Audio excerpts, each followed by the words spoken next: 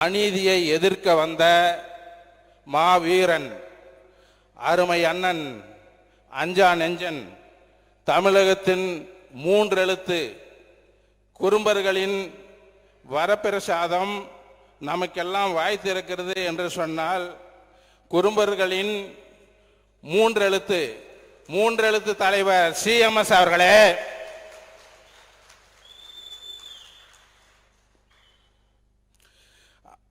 கோவையிலிருந்து நம்முடைய ஜனநாயக வெற்றி கழகத்தினுடைய தலைவராக பொறுப்பேற்றிருக்கிற அரசியல் சாணக்கியன் அருமை அண்ணன் பொன்னுசாமி அவர்களே, தமிழக ஜனநாயக வெற்றி கழகத்தினுடைய